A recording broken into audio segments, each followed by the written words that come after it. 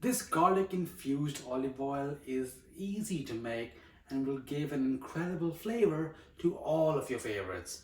This video will show you 2 easy methods to make garlic oil safely at home and storing it. So let's get cooking, I guess. You can check out all the numbers linked down below.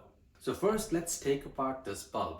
You can smash it to get to the cloves, and then you can smash the cloves to loosen up the skin to really save some time rather than doing it one by one. Then you can pulse the garlic in a food processor or mince it using a garlic press, but I'm going to smash them in my mortar and pestle, and this is just a personal choice. I want to get my garlic cloves into smaller pieces, but I don't want to go as far as turning them into paste. So I can still taste the intense garlic flavor should I choose to use the garlic itself in cooking. This will also make the removal of the garlic easier should I choose to do so.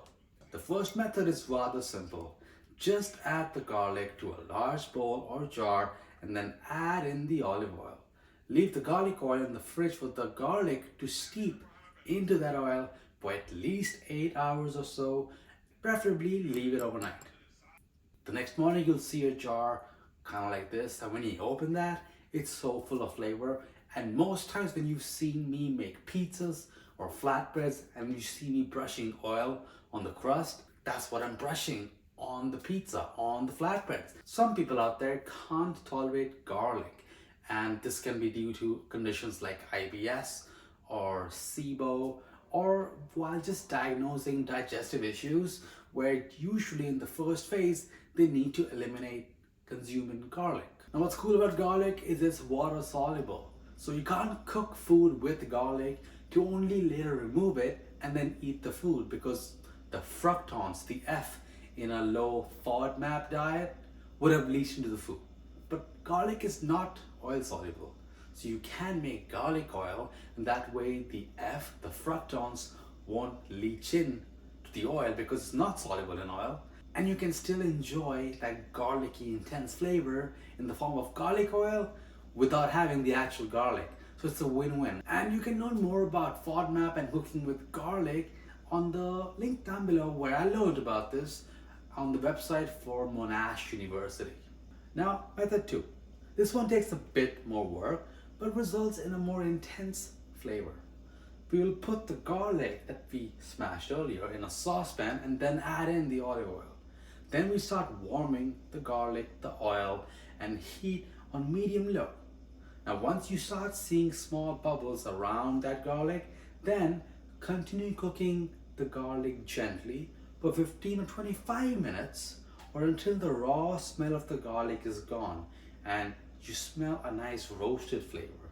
The garlic would also become lightly golden brown, and you can use this for cooking if you want, in case you are one who can have garlic currently. So now that you have your garlic oils, you need to know to really be careful in how you store the garlic oil. So hit subscribe so that you avoid storing it improperly, and you can avoid illness and possibly death. Yeah, so conditions like moisture, room temperature, lack of oxygen, or even the low acid nature of garlic itself can promote the growth of the bacteria Clostridium botulinum. And when that bacteria grows, it promotes the growth of toxins. And if you eat food that has these potent toxins in them, it can result in the illness called botulism, which can lead to paralysis and even death if you leave it untreated. So be very careful, and for garlic in oil, keep it in the fridge for up to 4 days, no more than that, and in the freezer for about 3 months. Now stay tuned for Friday's video and hit like to see how I'll be using this garlic oil in the next recipe.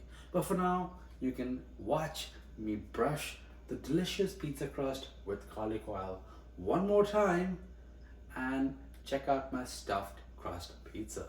Bye all.